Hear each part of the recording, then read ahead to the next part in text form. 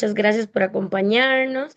Como siempre, ¿verdad? Les contamos que nuestra organización, la TICE, es una organización nada más que se dedica a tratar de traer temas novedosos y temas sí, recientes y con expertos mundiales sobre cuidado crítico, anestesia y pacientes críticos y con soportes. Hoy tenemos el placer de contar con el doctor Julián Arias Ortiz, un gran colega y amigo que trabaja en el Hospital Rafael Ángel Calderón Guardia de Costa Rica y un experto también en pacientes en shock y todo lo que es shock, vasopresores y soportes extracorpóreos. Entonces hoy nos va a estar hablando precisamente de eso, sobre shock y vasopresores. Entonces le cedo la palabra a Juli y Juli, demasiadas gracias por compartir tu conocimiento con nosotros. Em, Hola Dianita, bueno, hola a todos, muy buenas tardes. Bueno, muchas gracias por la invitación a preparar esta presentación y bueno, vamos a tratar de dar un repaso, digamos, actualizado un poco acerca del uso de vasopresores en general en los estados de shock. Sobre todo vamos a enfatizar un poquito más en la parte de vasoplejía, y luego vamos a tratar de dejar un espacio para preguntas al final. Ok, entonces empezamos. Bueno, no tengo ningún conflicto de interés relacionado con esta presentación. Y bueno, vamos a empezar rápidamente por repasar y contextualizar un poco la definición del estado de shock, que básicamente, sin querer alargar mucho, repasando un poco las, digamos, definiciones o los conceptos más recientes, claramente entendemos que el estado de shock es un estado donde hay una falla aguda del sistema circulatorio, que claramente es una condición que impone en riesgo la vida y donde la característica principal es que existe una disminución de la perfusión de los tejidos que nos lleva a que los diferentes órganos y células no puedan hacer un uso adecuado del oxígeno que tiene que ser llevado para cumplir sus funciones. En general, las características que cumple con la definición del estado de shock, vamos a tener siempre manifestaciones clínicas, ¿verdad? Manifestada por disfunción de ciertos órganos clásicos, criterios hemodinámicos y evidentemente el criterio metabólico o criterios metabólicos, donde el principal es la hiperlactatemia. ¿Por qué es tan importante? Bueno, aparte de ser una condición que compromete y pone en riesgo la vida, pues es una condición que afecta en general prácticamente un tercio de los pacientes que están en las unidades de cuidado intensivo y que además de ser una condición muy frecuente, conlleva, dependiendo del tipo de shock, una mortalidad sumamente elevada, que puede llegar a ser hasta el 50% dependiendo de su tipo y su etiología. De forma básica y fundamental, tenemos los cuatro, digamos, tipos de shock básicos, donde en la generalidad de las series, el shock distributivo, dentro de los cuales el séptico es probablemente la causa más frecuente, es el que lleva la mayor proporción de los casos. Ahora, en ese contexto, sí es importante saber que en todo el espectro de la etiología propiamente del shock distributivo, pues sí tenemos de forma muy frecuente y clásica la sepsis, pero existen otra serie de condiciones igualmente frecuentes o de todos los días, por ejemplo, como la cirugía mayor, como la cirugía cardíaca, la cirugía vascular mayor y otra serie de etiologías, donde se da una serie de liberación de sustancias que también nos llevan a producir un perfil hemodinámico reproduciendo, digamos, el estado de shock séptico, ¿verdad? Y así consecuentemente otras etiologías. Entonces, en ese contexto tenemos por lo general una serie de base fisiopatológica para que tengamos estos cambios hemodinámicos que se van a caracterizar básicamente por una vasodilatación bastante importante, o sea, una caída de las resistencias vasculares, donde existe cierta disregulación del sistema nervioso autónomo, también algunas características donde hay una disfunción de varias partes o elementos del sistema renina-angiotensina-aldosterona, cierto déficit relativo de la liberación de vasopresina y de liberación de corticoides en la glándula suprarrenal, además de la evidente liberación local mediada también por diferentes sustancias de óxido nítrico y otros agentes vasodilatadores que forman parte del mecanismo por el cual cae las resistencias y el tono vasomotor. Entonces, vamos a tener que en condiciones patológicas donde existe por estos diversos mecanismos y estas diferentes etiologías que hemos revisado rápidamente, una pérdida del tono vasomotor con una hipotensión que es patológica, característicamente por lo general en esta serie de condiciones el gasto cardíaco va a estar normal o aumentado. Evidentemente nosotros dividimos los tipos de shock para fines académicos o de comprensión, pero claramente el estado de vasoplejía puede verse mezclado con otros contextos, otras causas donde haya hipovolemia real o relativa, podría haber disfunción contráctil, etcétera, etcétera. Pero para efectos prácticos, esa es, digamos, la fisiopatología pura de ese estado. Entonces, dentro de las manifestaciones clínicas o hemodinámicas, la hipotensión no es un requisito absoluto para describir el estado de shock, pero claramente es una de las manifestaciones hemodinámicas en ese contexto, donde claramente tenemos que caracterizarla como una emergencia médica si ya está manifiesta y usualmente lo vamos a definir para ponerle un número en la generalidad, casi siempre con presiones arteriales sistólicas por debajo de 90 o presiones arteriales medias por debajo de 65. Al ser esta, digamos, casi siempre del lado arterial, el driving pressure para el ingreso del flujo sanguíneo a los órganos, la presión arterial media es casi siempre la que usamos como parámetro principal, pero la presión arterial sistólica en ciertos contextos y sobre todo la diastólica también es un valor muy importante a tomar en cuenta en el manejo inicial de estos pacientes. Entonces, en general, tenemos evidentemente una curva de autorregulación según los cambios de presión arterial media para cambios en el mantener estable el flujo sanguíneo en cada órgano. Cada órgano tiene ciertas diferencias en esta curva de autorregulación, pero cuando ya la presión arterial alcanza media alcanza un punto crítico, a partir de ahí, y si eso se sostiene en el tiempo, vamos a tener potencial riesgo de generar hipoperfusión de los órganos y disfunción orgánica eventualmente.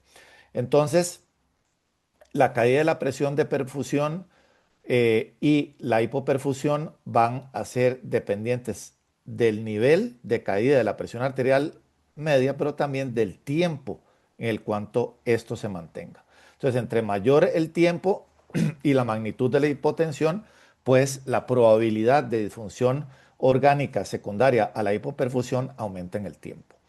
Entonces, aquí vamos a mostrar algunos ejemplos estos son pacientes ya de este estudio clásico de Várpula del 2005, donde se vio que el tiempo en el cual los pacientes en shock séptico, en este caso, pasaban con presiones arteriales medias debajo de 65, entre más área bajo la curva era el mejor predictor de mortalidad a 30 días en estos pacientes. Algo similar, en este caso eran pacientes ingresados por el servicio de emergencias con sepsis, donde se documentó que a mayor lactatemia y menor lectura de la presión arterial sistólica, en este caso, se asociaba con el mayor riesgo de mortalidad en este grupo. En esta otra serie del 2009, esta fue la presión arterial sistólica registrada más baja en el servicio de emergencias, por ejemplo, en pacientes sépticos, una sola lectura y de periodo corto. Entonces, aún así, periodos de minutos de hipotensión se asoció a mal pronóstico y no debe ser ignorada. En la misma línea, tiempo en horas con presiones arteriales medias por debajo de 60. En este caso eran casi 300 pacientes sépticos en cuidado intensivo, igual mayor riesgo de mortalidad. Entonces, entre más hipotensión en cuanto a su nivel y más sostenida en el tiempo, pues claramente se ha asociado a un peor resultado clínico, mal pronóstico, mayor mortalidad, probablemente relacionado a lo que observamos en la curva de riesgo de hipoperfusión orgánica y sus consecuencias. Entonces, ante este escenario, entonces pareciera que es razonable en la medida de lo posible corregir la hipotensión de manera pronta y adecuada. Entonces, en este contexto, por eso es que aparece para subir de manera inicial la presión arterial media el uso de los vasopresores. Entonces, a grosso modo vamos a tener dos grandes grupos que vamos a dividir de agentes vasopresores, los agentes adrenérgicos y los no adrenérgicos.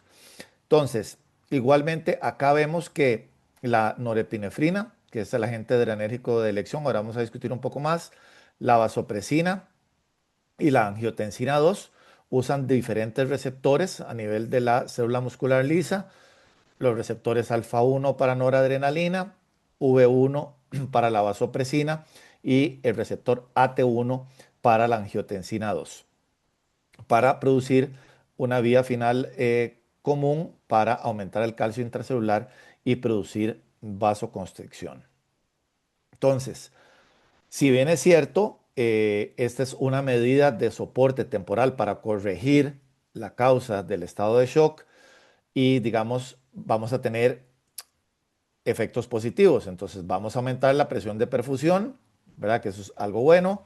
Vamos del lado del sistema venoso eh, producir disminución del volumen no estresado. De esta manera probablemente vamos a aumentar el gasto cardíaco al aumentar la precarga y en los que tengan un efecto sobre todo más preponderante sobre la arteriola eferente, pues probablemente tendremos un aumento de la filtración glomerular. Sin embargo, esto viene también con potenciales efectos adversos. Claramente podemos tener un aumento importante de la poscarga de ambos ventrículos, pero de ventrículo izquierdo y ventrículo derecho, sobre todo con aquellos que son vasoconstrictores puros, ¿verdad? Del lado de los agentes adrenérgicos, la fenilefrina, del lado de los agentes no adrenérgicos, la vasopresina, la angiotensina 2, etcétera.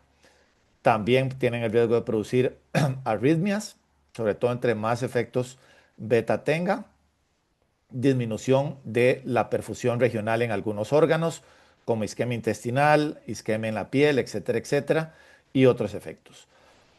Entonces, según cada mecanismo de acción propiamente, algunos de los que vamos a repasar acá, entonces, idealmente nosotros tenemos que titular el efecto deseado y balancearlo con los potenciales efectos adversos según el contexto de cada paciente. Entonces, empezando con los agentes adrenérgicos, entonces el agente de elección de momento continúa siendo la norepinefrina, es el que tiene la mayor evidencia y ahora vamos a ver algunas cosas rápidamente el por qué. Entonces, este es el estudio SOAP2 que ya ampliamente conocido, ya publicado hace ya bastante tiempo, donde en la generalidad la P en cuanto a diferencia en sobrevida cuando se comparó noradrenalina contra dopamina, sí no alcanzó a ser significativa. Sin embargo, cuando se ven en el análisis de subgrupos, por ejemplo, cuando se compara la noradrenalina como primer agente vasoactivo, sí existía un beneficio bastante importante, sobre todo en los pacientes en shock cardiogénico. Ahora, sé probablemente por qué razón. Bueno, la dopamina sabemos que es la que tiene menos potencia en cuanto a ese efecto vasopresor y además es el más arritmogénico de todos. Entonces, existe la posibilidad de que ese efecto en ese subgrupo se haya visto en parte explicado porque la incidencia de arritmias que podrían hablar de efectos adversos cardíacos fue muchísimo más frecuente de manera significativa en todos los tipos cuando comparábamos dopamina versus norepinefrina, tanto en fibrilación auricular, taquicardia ventricular y fibrilación ventricular. Posteriormente, este metaanálisis ya del 2012 juntando más o menos la mayor cantidad de estudios y los más importantes hasta ese momento, sigue mostrando a norepinefrina como una mejor opción y la primera elección y gran parte de la razón por la cual continúa siendo la primera recomendación en las últimas guías. Ya análisis un poco más reciente, aplicando, digamos, modelos bayesianos y otros en esta publicación de Sampieri en el 2024. Entonces, en el gráfico A vemos el impacto en cuanto a mortalidad en comparación del beneficio de norepinefrina versus dopamina. Entonces, el área roja representa la probabilidad de beneficio cuando se usa norepinefrina y el área azul, que es un área mínima con dopamina, o sea, claramente a favor de norepinefrina. Y cuando se comparó mortalidad y eventual riesgo de requerir terapia de reemplazo renal, el resultado iba en la misma línea, muy en favor de noradrenalina. Igualmente, el análisis final pone en el win ratio, pone también a favor de norepinefrina comparado con dopamina en reanálisis mucho más recientes. Perdón, que esto no pasa. Ok. Otro trabajo en relación a, digamos, a la vida real. Este es un trabajo publicado por el grupo, por Vail en el 2017 en JAMA, donde analizaron qué era qué había sucedido cuando tuvieron un periodo de baja disponibilidad de noradrenalina. Entonces tuvieron que sustituir y incrementar el uso para intentar sustituir la norepinefrina. Tuvieron un incremento de fenilefrina y dopamina de nuevo. Y aquí esto representa la caída de disponibilidad de noradrenalina que hubo en ese momento. Y sí se vio un impacto bastante importante en la diferencia en mortalidad. Eso es, digamos, datos del real life, que no cambió en nada la práctica, simplemente hubo que modificar el agente vasopresor de primera línea que era norepinefrina a cualquiera de las otras dos opciones porque simplemente no había. Entonces, ese es un dato interesante de la vida real. Entonces, siendo esta la primera opción, bueno, ¿qué sucede si no tenemos una respuesta adecuada y una mejoría inicial con norepinefrina?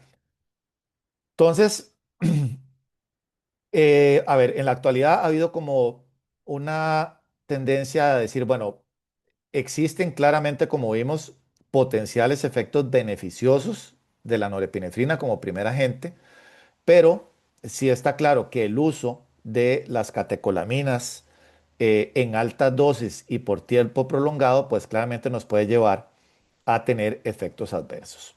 Entonces hemos tratado de disminuir en la medida de lo posible la exposición a catecolaminas.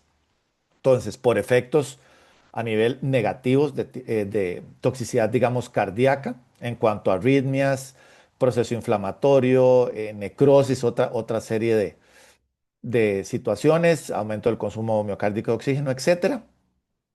Efectos metabólicos indeseables en cuanto a la hiperglicemia y otras, etcétera, etcétera. Y también algunos efectos inmunológicos, digamos, negativos de altas dosis y por tiempo prolongado a estos agentes. Entonces, ¿qué hacemos si no tenemos una respuesta adecuada? Antes de pasar a eso, sí es importante resaltar que últimamente sí se ha puesto un poco atención para tratar de estandarizar cuando estamos hablando de dosis de norepinefrina, de tratar de referirnos a norepinefrina base, ¿verdad? Y no a la sal o algunas otras presentaciones.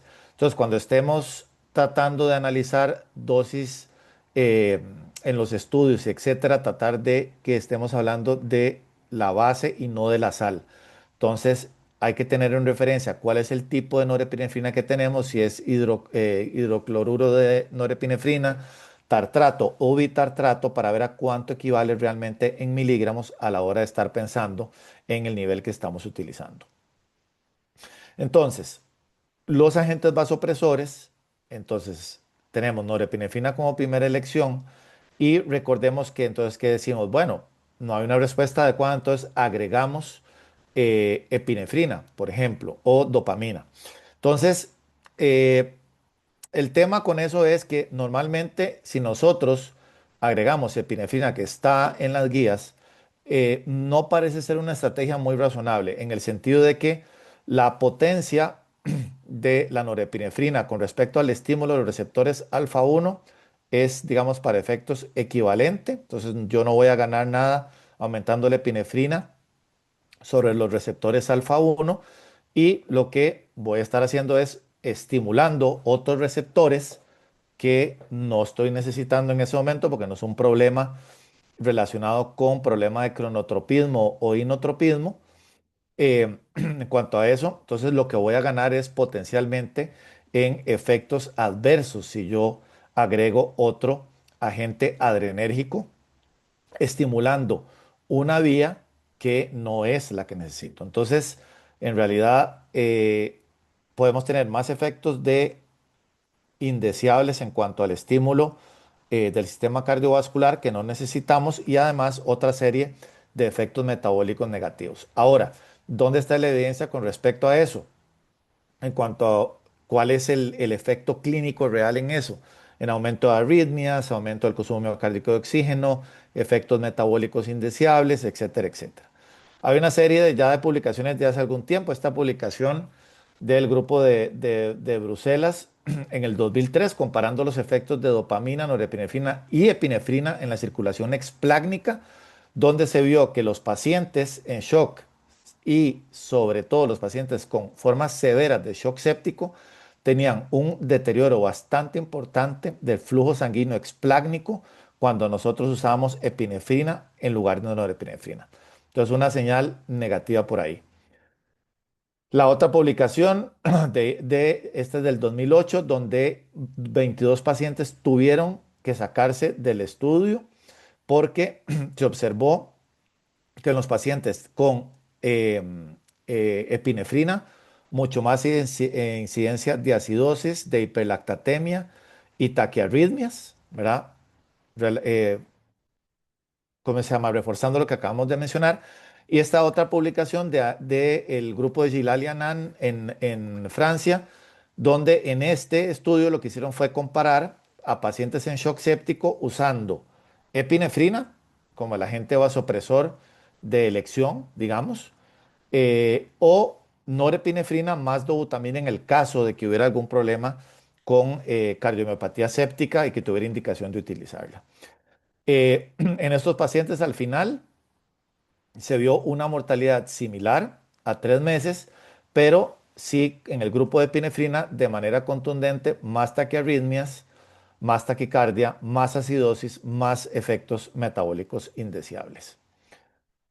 El otro grupo de pacientes, este caso eran pacientes de shock séptico, entonces comparando como primer agente norepinefrina versus epinefrina y se vio más incidencia de shock refractaria. De hecho, el estudio se tuvo que parar por un riesgo de seguridad para los pacientes del grupo de epinefrina, donde alta incidencia, mucho mayor de manera significativa de shock cardiogénico refractario en los pacientes en los que se utilizaba epinefrina como primera opción. Entonces, el racional desde el punto de vista farmacológico y de la evidencia científica que hay hasta el momento no parece una buena alternativa. Que con respecto a los vasopresores no adrenérgicos, entonces básicamente están la vasopresina y sus análogos, que aparte de la vasopresina está la terlipresina y la celipressina.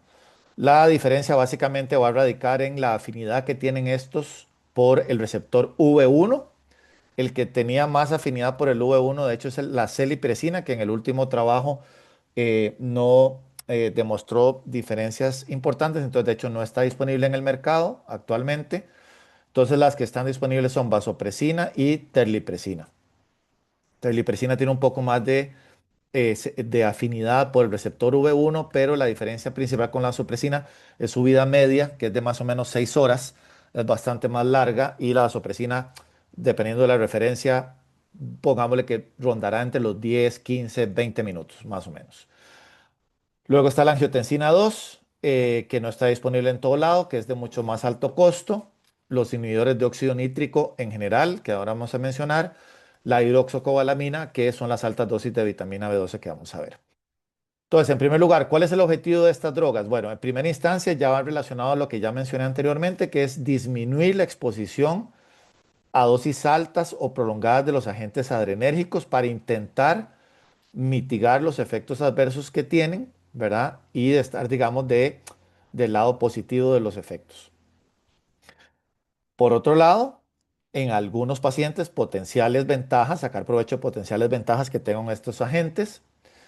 Tres, la otra indicación que va en relación con estas dos es indicarlo, digamos, o utilizarlo en casos de shock séptico refractario, que vamos a tratar de definir un poquito mejor esto, o de resistente, entre comillas, a las catecolaminas.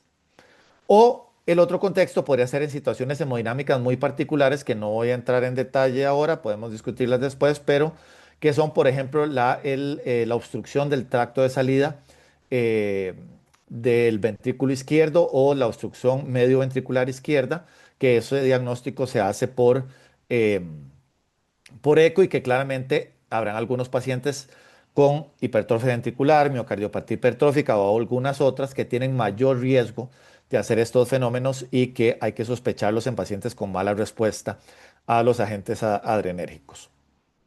Falla de ventrículo derecho con hipertensión pulmonar podría ser una opción, por ejemplo, para vasopresina, porque tiene mucho menos receptores o prácticamente no tiene receptores en la circulación pulmonar. Entonces podría ser una buena opción o algunos contextos de vasoplejía post circulación extracorpórea donde hay un estudio brasileño que demostró beneficio con vasopresina como primera opción, pero son situaciones hemodinámicas particulares.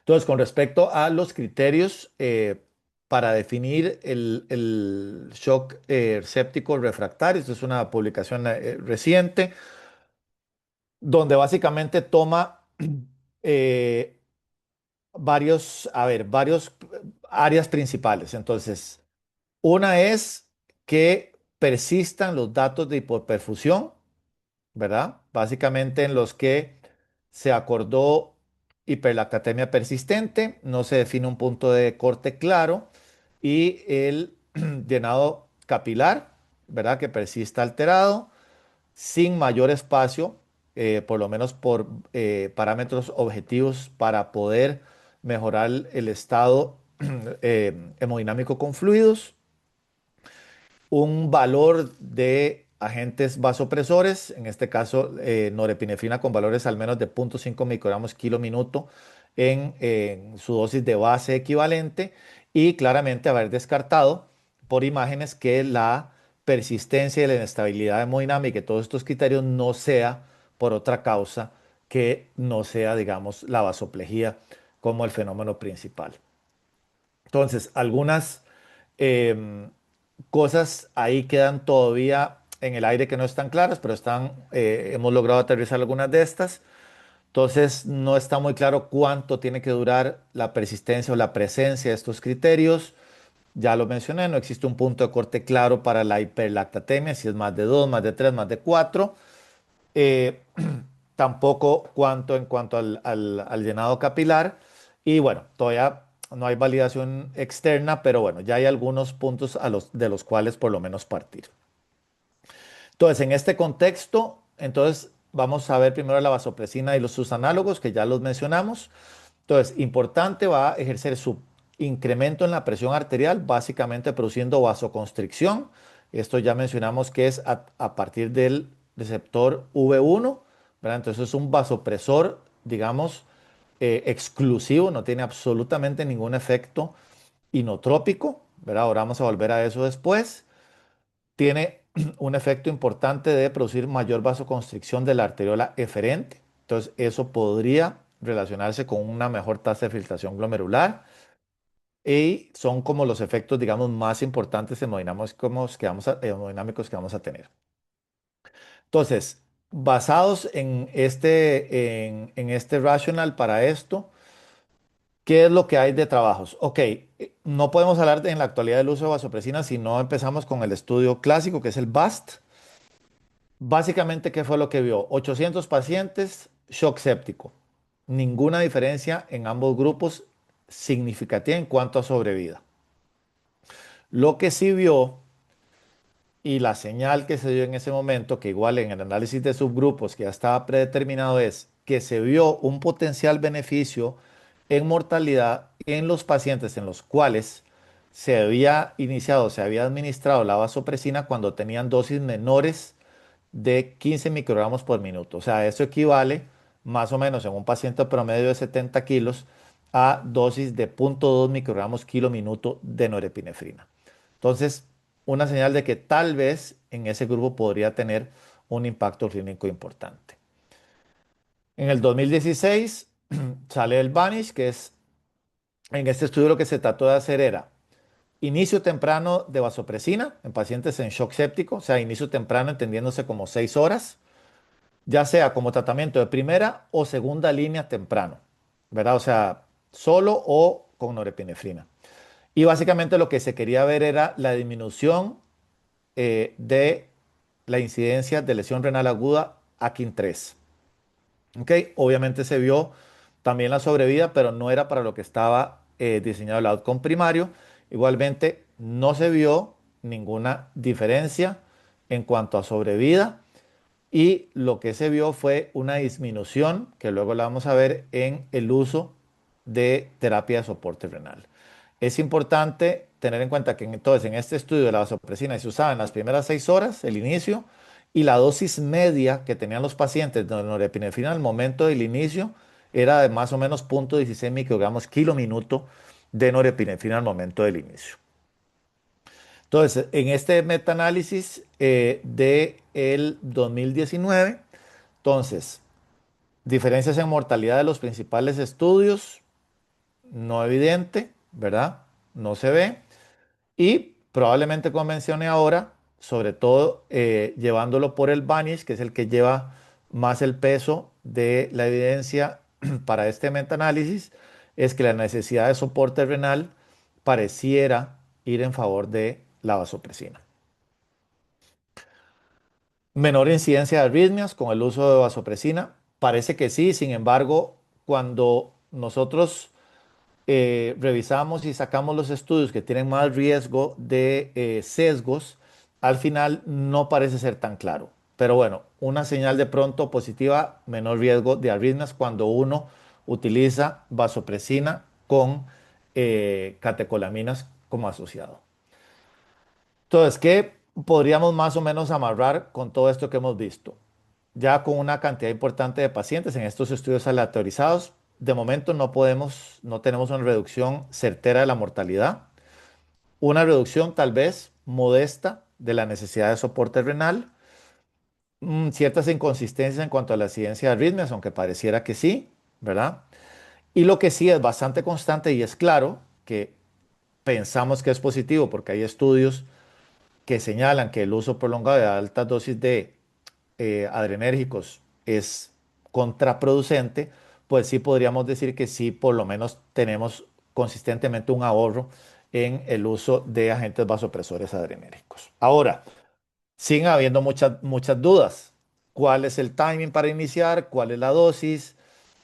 ¿Tenemos algún biomarcador para ver en cuáles pacientes? ¿Qué interacción con esteroides? ¿Cuál es la dosis óptima? Etcétera, etcétera. ¿Cuál quitar primero cuando usamos? Si hay que usar, retirar primero la norepinefrina y la vasopresina.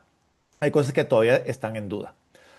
Si hay que alertar de algo importante y reiterar que los agentes como la vasopresina y los análogos son vasoconstrictores puros.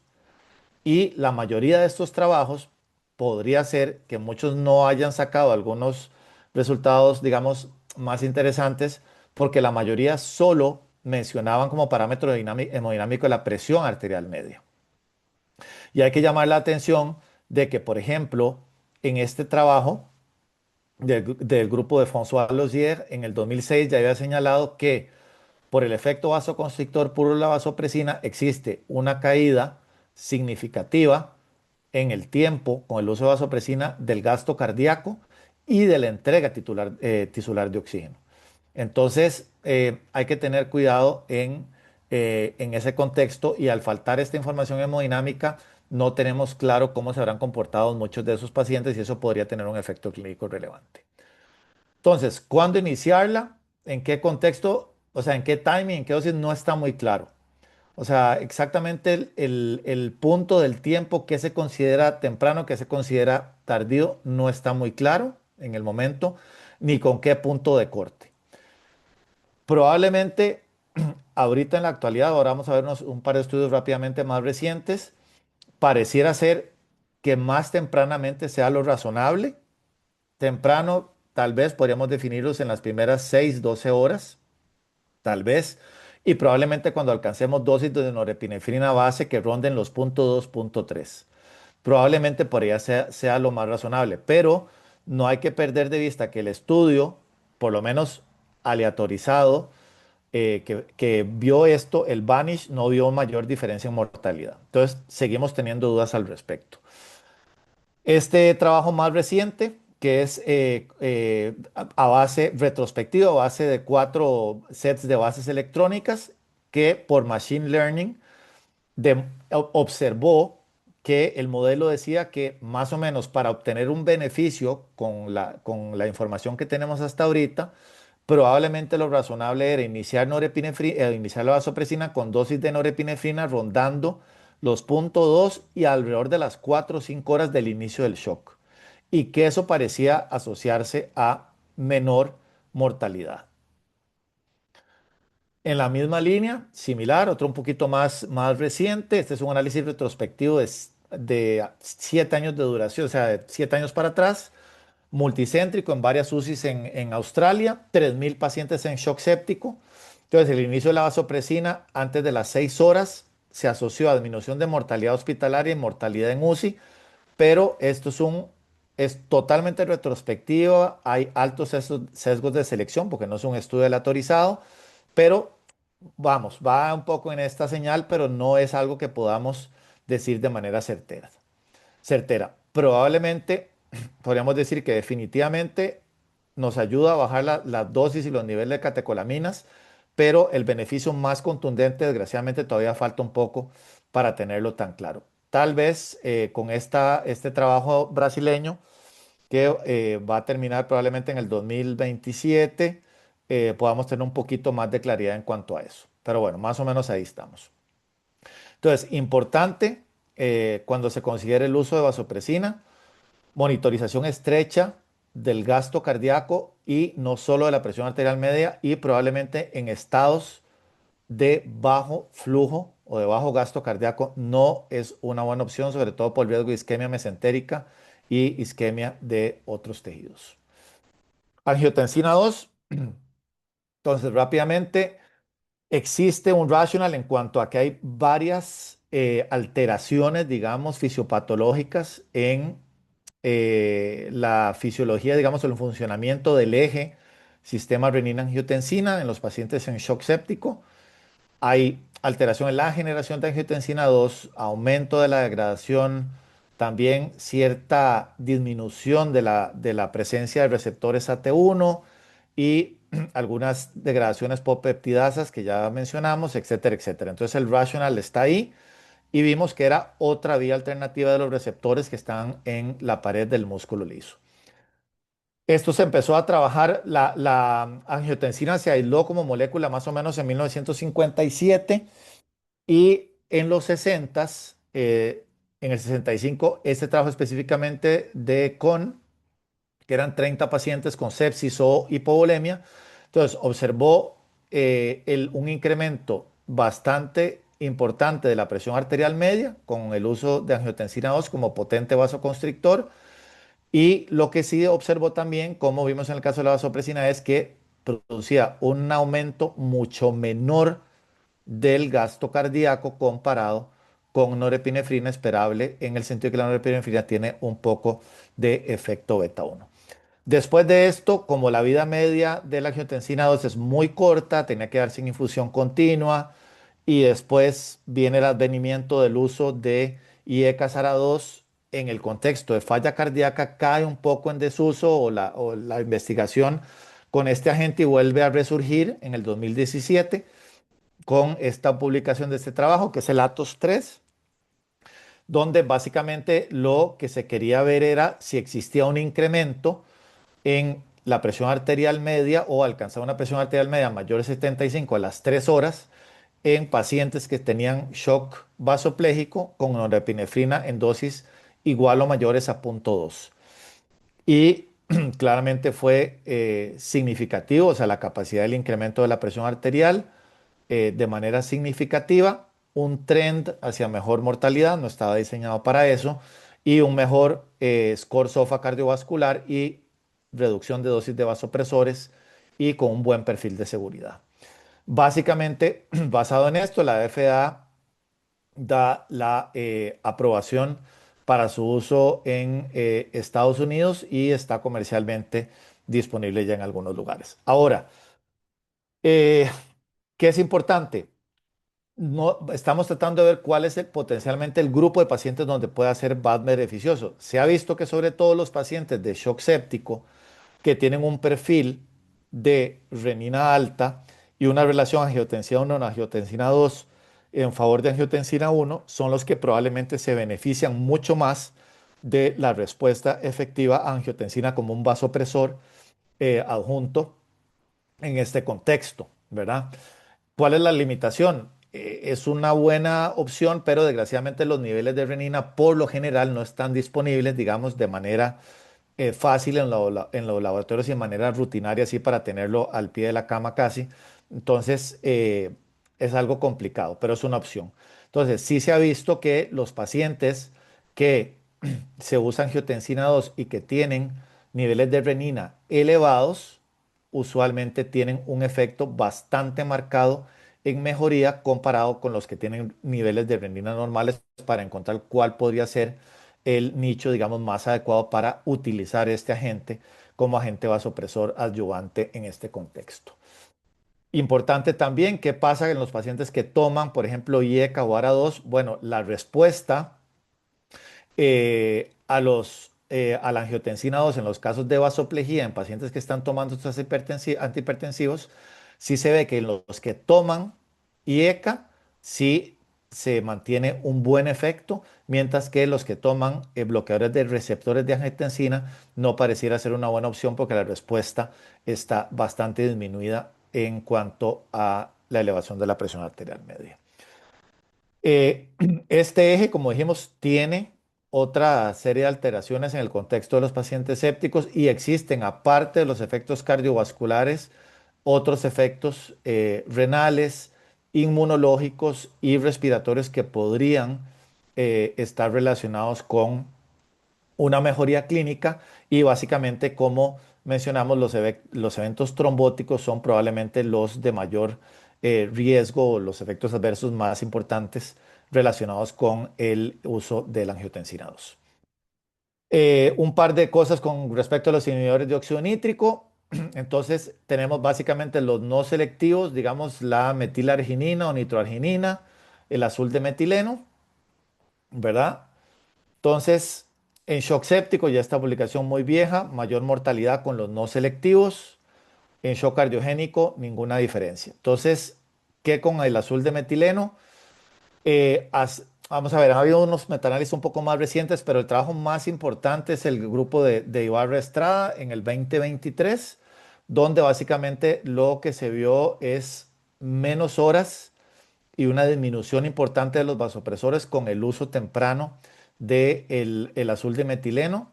Sin embargo, ninguna diferencia en mortalidad, no estaba diseñado para eso y era un estudio de 90 pacientes. Entonces, cosas más, cosas menos, el azul de metileno tiene eventualmente algunos pros, probablemente para el momento actual hay más con, sobre todo para su uso de forma rutinaria en shock séptico. En algunos tipos de vasoplejía POSEC y todo podría discutirse un poco más su uso, pero todavía no está muy claro el papel de este agente en shock séptico. Dosis altas de vitamina B12, que es la hidroxocobalamina, ¿verdad? Básicamente mecanismo de scavenging de óxido nítrico y algunas otras sustancias que se liberan para producir vasodilatación, el músculo lisovascular. Básicamente, dosis de 5 gramos es la que está aprobada en 15 minutos, una sola dosis. Básicamente esto se usaba o se usa para intoxicación con cianuro y sí existe una disminución bastante importante de las dosis de vasopresores con su uso. Entonces sí, definitivamente sí tiene un rational, tiene un buen efecto hemodinámico. Por lo menos acá en Costa Rica no está disponible la vitamina B12 en esta presentación para este uso. Entonces, potencial uso es una alternativa a considerar. Entonces, en conclusión, para dejar tiempo para preguntas, entonces norepinefrina pues continúa siendo el agente vasopresor de primera línea, usualmente muy bien tolerado, un perfil hemodinámico tolerable. La vasopresina constituye una muy buena segunda opción, ¿verdad? En algunos casos inclusive podría ser una alternativa sobre norepinefrina en situaciones específicas. La angiotensina 2 en este momento se considera una tercera línea, si existiera la disponibilidad, y todavía en lugar del azul de metileno, la hidroxocobalamina y algunos otros agonistas alfa 2 que son sobre todo venoconstrictores, como la centaquina, está aún por determinarse. Y con eso terminamos y dejamos el espacio de Anaí para preguntas. Muchas gracias. Juli, excelente. Lo pones súper aplicable y eso me encanta. Para todos los que tengan preguntas, nos los pueden dejar en el Q&A o en el chat y aquí las revisamos. Excelente charla. ¿En qué momento, digamos, vos decidís, sobre todo, digamos, en los lugares que no hay vasopresina, como tenemos tanta restricción con otros vasopresores que no sean norepinefrina en nuestro lugar, en nuestros sitios, ¿en qué momento decidís que le vas a agregar esteroides o qué otras opciones, digamos, creerías que son adecuadas cuando no tenemos ni acceso a angiotensina ni a vasopresina en algunos lugares? Sí, digamos, sí es importante, de hecho, no, bueno, no toqué el papel de los esteroides de la hidrocortisona, em, porque bueno, aparte sí tiene cierto efecto, digamos, en cuanto a potenciar el efecto vasopresor y otros. Entonces, desde el punto de vista práctico, probablemente si nosotros tenemos en la generalidad pacientes con norepinefrina, base, ¿verdad? En dosis equivalentes a 0,2 a 0,3 microgramos kilo por minuto, de forma sostenida por al menos 6 horas, uno podría agregar ahí hidrocortisona en las dosis que están recomendadas, ¿verdad? Sigue siendo un poco discutible con o sin fluorocortisona, pero digamos, agregar hidrocortisona. Sí es importante enfatizar dos cosas en ese sentido, porque a veces, más allá de iniciar la hidrocortisona tan rápidamente, evidentemente hay que enfocarse en dos cosas, sobre todo si es séptico, enfocarse en buscar la etiología. Si la sospecha es altísima para shock séptico, obviamente haber cultivado, haber tomado los antibióticos y después de este periodo inicial, digamos, de no respuesta de las primeras 6 horas a esos niveles de norepinefrina, iniciar la hidrocortisona, ¿verdad? Entonces, eso para hidro. Que igual debería ser así en todos los pacientes, tengamos o no tengamos otros vasopresores de segunda línea. Y básicamente, que eso era todo. ¿Qué otra cosa fue lo que me dijiste? Era eso, ¿verdad? Con respecto a la hidro. No, yo creo que sí era eso, como dije, Ok, hay algunos lugares donde no tenemos, ¿verdad? Incluso en Latinoamérica todavía tenemos lugares donde lo que tienen es dopamina, es lo que hay, ¿verdad? En muchos lugares. El sí. IPI, por dicho, también sabemos que está en todo lado, a veces más fácil que la norepinefrina. Hay aquí una que dice que, disculpe doctor, no me queda claro la relación de renina-angiotensina en cuanto al uso de angiotensina para shock, que si lo puede reexplicar. Ok, básicamente lo que se ha visto es, obviamente, la angiotensina 2, como vimos, ¿verdad? Estimula la vasoconstricción a través de estimular el receptor AT1 y así es como se contrae el músculo liso vascular y aumenta las resistencias y aumenta la presión arterial media. Pero lo que se ha visto después de hacer varios análisis, sobre todo de Latos 3, que sacó muchísima información, esta publicación del New England, ya, el grupo de Rinaldo Belomo sobre todo, ha sacado varias cosas relacionadas a eso, es que como es un medicamento caro y no está tan fácil de adquirir en todo sitio, entonces lo que se ha tratado de hacer es ver cuál es el potencial nicho para el cual más se favorece. Entonces, lo que ellos han visto es que los pacientes que tienen niveles altos de renina o una relación angiotensina 1 sobre angiotensina 2 muy alta, o sea que no hay paso de angiotensina 1 a angiotensina 2 y que la renina probablemente está elevada por un feedback, digamos, negativo, o sea que no tenés suficientemente altos los niveles de angiotensina 2, pareciera ser que esos pacientes son los que potencialmente van a responder mejor a el efecto vasopresor de la angiotensina 2. Eso es. Lo que pasa, o sea, ¿qué sería lo ideal? Que si en ese contexto nosotros tuviéramos ese paciente en vasoplegia refractaria, le hacemos unos niveles de renina, están muy altos, ese grupo de pacientes pareciera ser que cuando le agreguemos angiotensina 2, que probablemente tenga un déficit bastante marcado de eso en sangre, en ese paciente en shock séptico, ese es el que potencialmente más va a responder al incremento de la presión arterial. No sé si eso aclara la pregunta. Sí, bueno, a mí me quedó bien claro. Por ahí pónganos un comentario si no. ¿Hay algún rol para la desmopresina? Sí, o sea, básicamente, o sea, lo que está descrito es para vasopresina en presentación intravenosa. O sea, eso es lo que está. O sea, como le dije, Sí, vasopresina intravenosa, o sea, en esa presentación, o terlipresina, que es la otra sí. opción que a veces hay, que en varias publicaciones previas se había asociado a más efectos adversos, sobre todo a isquemia intestinal y isquemia en piel. ¿Cuál es pero las últimas publicaciones se ve que el efecto no es más, o sea, estos efectos adversos no son más frecuentes que con vasopresina, por un lado.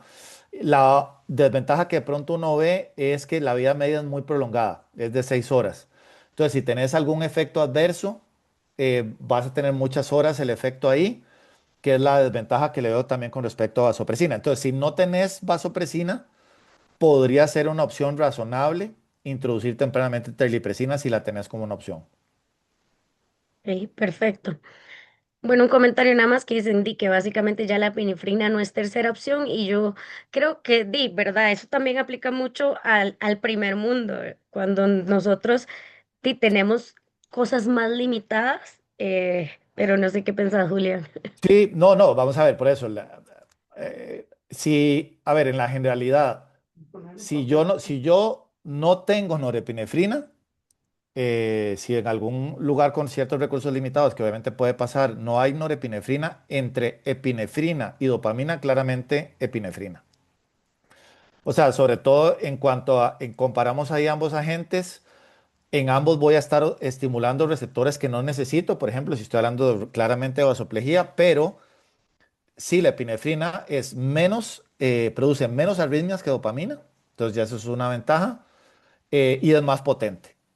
Entonces, sin duda. Entonces, pues sí, ganarás algunos efectos metabólicos indeseables y todo, pero entre ambas, si no hay norepinefrina, epi es mejor opción que dopamina, sin duda, ¿verdad?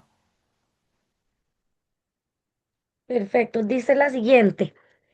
¿Cuál es su opinión acerca del estudio Arise Fluids y si tiene aplicabilidad en la práctica clínica? Ok, bueno, de hecho, ese estudio es justamente el que vamos a revisar esta mañana Sí. en el Journal Club. Entonces, no puedo darte una opinión ahorita al respecto, pero les podemos enviar ¿cómo se llama? Lo que concluyamos del estudio mañana, que justamente lo vamos a revisar y lo vamos a discutir ahí en el Journal Club mañana. Sí, que acaba de salir publicado. Sí, dice, buenas noches, excelente ponencia, todos estamos súper de acuerdo. Dice, tiene una pregunta, ¿qué vasopresor retira primero en su práctica clínica? ¿Norepi o vasopresina y basado en qué parámetros? Ok, eso sigue siendo bastante discutible. Hay uno que otro trabajo al respecto de eso, ¿verdad? Pero sigue siendo una discusión. Entonces, ahí también depende de varias cosas, pero vamos a ver. Primero, probablemente si ya nosotros llegamos a un nivel de norepinefrina base menor de 0,2, entonces uno puede considerar a partir de ese momento empezar a reducir la vasopresina, ¿verdad? Eso es una conducta razonable si, por ejemplo, yo no tengo tanta disponibilidad de vasopresina.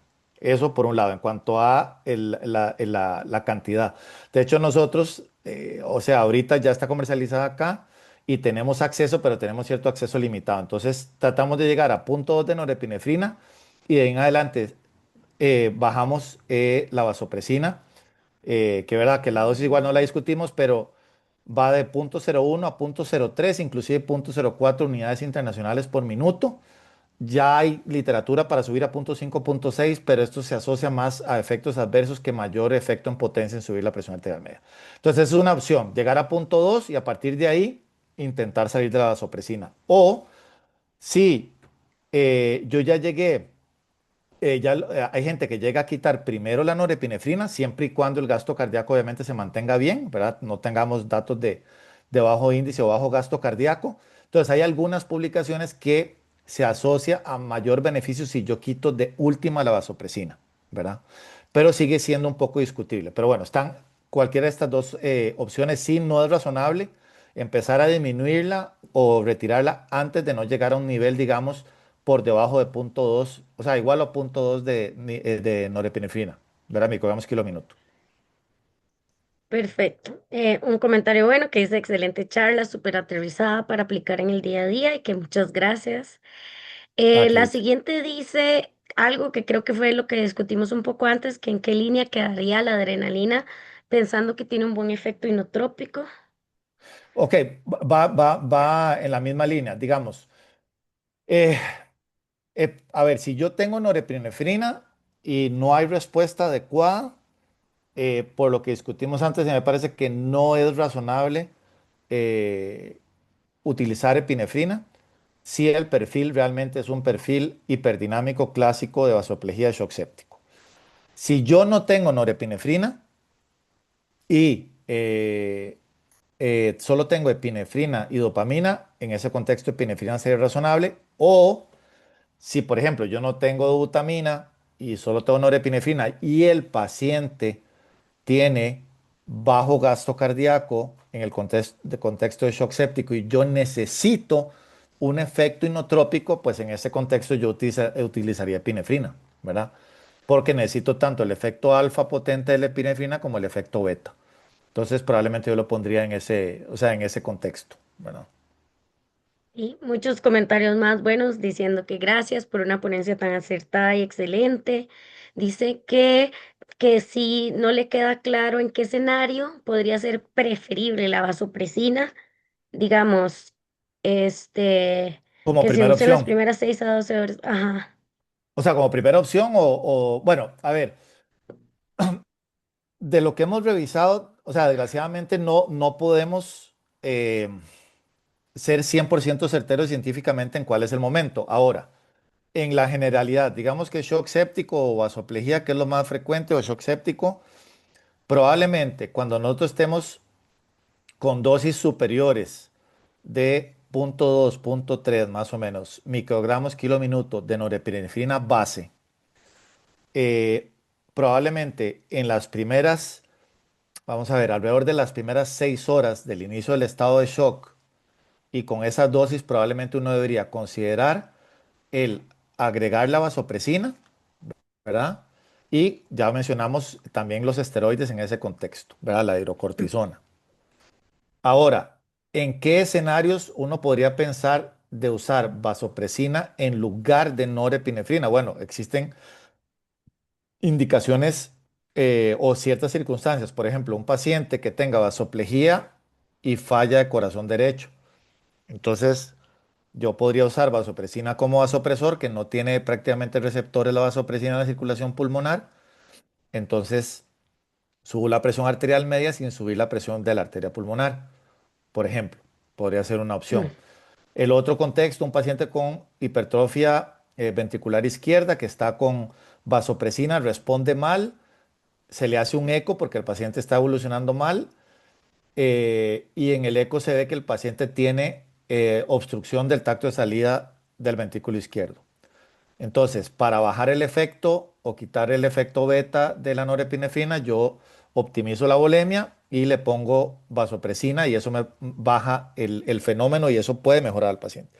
Entonces, por ejemplo, o hay una publicación grande del estudio Banks de los brasileños. Bueno, fue hecho en Brasil, pero hay otros autores ahí conocidos del uso de vasopresina de primera opción en vasoplejía post circulación extracorpórea. Entonces, ese podría ser otro potencial escenario, por ejemplo, de usarlo en primer lugar, ¿verdad? Antes de esta indicación, digamos, clásica, entre comillas, que estamos discutiendo. Perfecto. Bueno, ya nos dieron las 6. Hay unas cuantas preguntas más. Lo primero era sobre la dosis de hidrocortisona, pero bueno, eso es sencillo porque han hecho estudios con todas las dosis que usted quiera y todas funcionan. Dice 100 cada 12, infusión continua 50 cada 6. El asunto es que la use y también, ¿verdad? A veces no tenemos más lúmenes para poner una infusión continua o cosas Sí, así que creo que también son mucho de práctica. sí, va a depender Y, de eso ajá. también. Ujú. Y bueno, aquí estaban preguntando también lo de vasopresina, pero creo que sí nos quedó bastante claro los criterios que usas para utilizarla. Alguien dice como cuándo concentrar y cuándo no concentrar la norepinefrina. En realidad, vamos a ver, la concentración va a depender más, digamos, del nivel de la infusión. O sea, digamos, normalmente nosotros acá lo que usamos son 4 ampollas, que son cada una de 4 mg, y las diluimos en 250 cc de solución glucosada, ¿verdad? Porque en general se recomienda diluir en solución glucosada la noradrenalina. Y luego, bueno, y luego la titulamos según microgramos kilo minuto.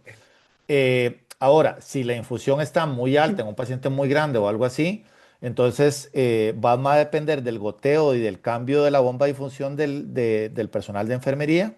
Entonces ellos a veces hacen, en vez de hacer 4 en 250 de una vez ponen 8 en 500, ¿verdad? Por ejemplo. O igual, si el volumen es muy alto y quieren limitar la cantidad de infusión, entonces se puede duplicar la concentración, ¿verdad? Entonces es nada más ver de su presentación de norepinefrina cuál es la concentración máxima según la que ustedes tengan y la velocidad de la infusión para decidir con enfermería si la concentran o hacen la dilución usual, digamos. Ok.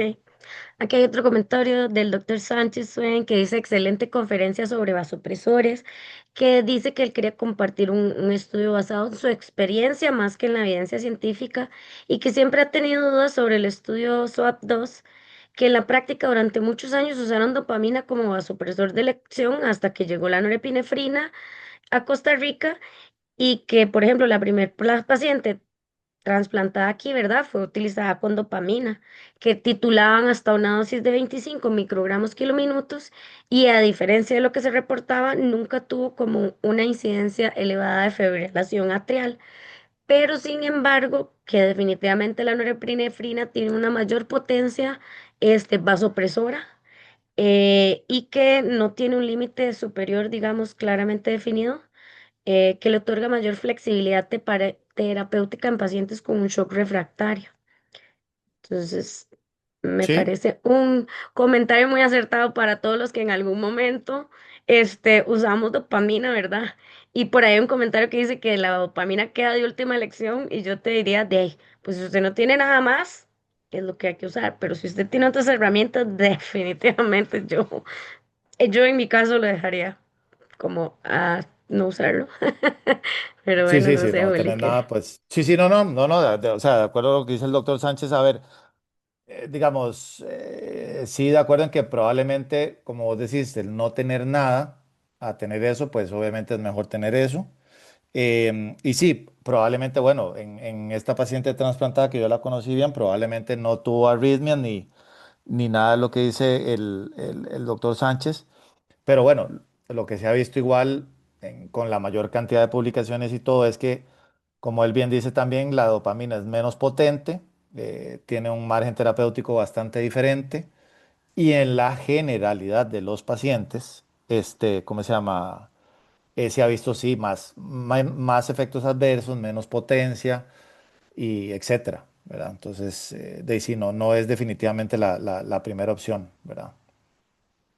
Sí, hay un par de preguntas más y creo que hay muchos preguntas y voy a hacer dos más, como ya porque es un tema que a todo el mundo le encanta, pero les voy a contar que pronto va a salir un estudio, un artículo revisando todos estos temas hecho por Ujú. Juli, ¿verdad? Y lo vamos a compartir ahí en redes cuando ya salga, que lo busquen. Pero sí quería, esta me pareció buena para la gente que dice, ¿en qué momento? ¿Con qué dosis de norepi vaso usted ya considera usar terapias de reemplace como azul de metileno o digamos diálisis continua, o qué criterios digamos usaría para empezar esos? Ok, bueno, el tema del azul de metileno es igual, es complicado ahí.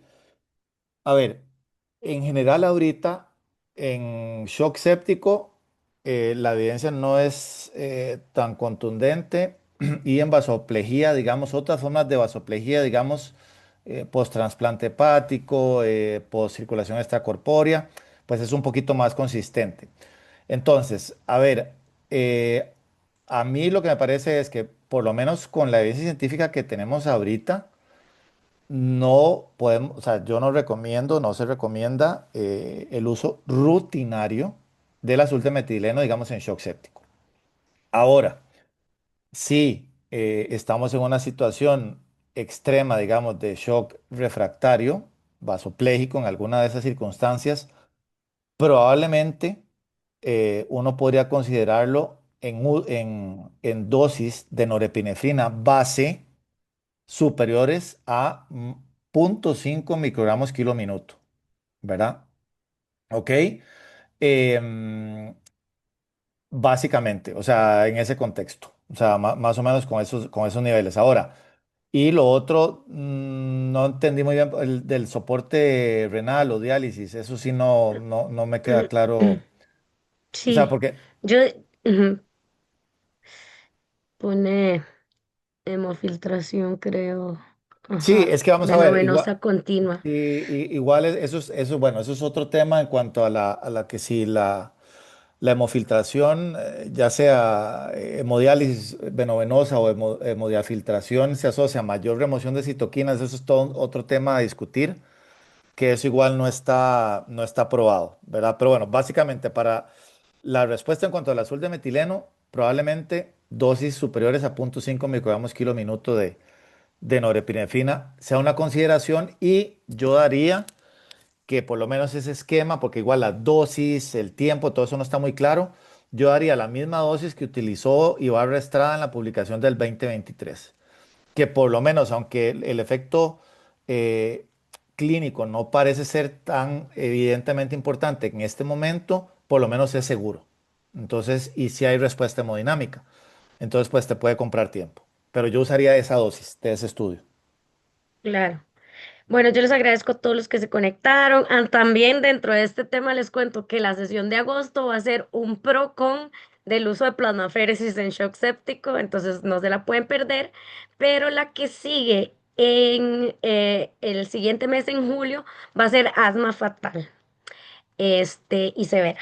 Entonces, para que se nos sigan uniendo, recuerden que las grabaciones van a quedar subidas en la página de HCE y además que ahora en la página de HCE tenemos una sección donde nos pueden dejar testimonios y comentarios.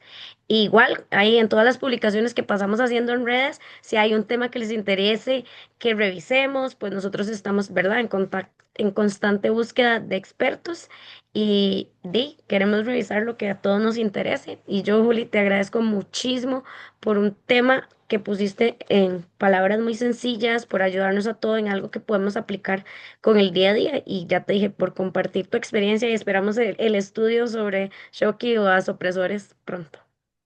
Sí, yo espero que salga ya el otro semestre, espero que salga la publicación. Perfecto. Muchas gracias y muchas gracias a todos los que se conectaron y se quedaron incluso un poquito después. Que tengan buenas noches. Chao. Bye.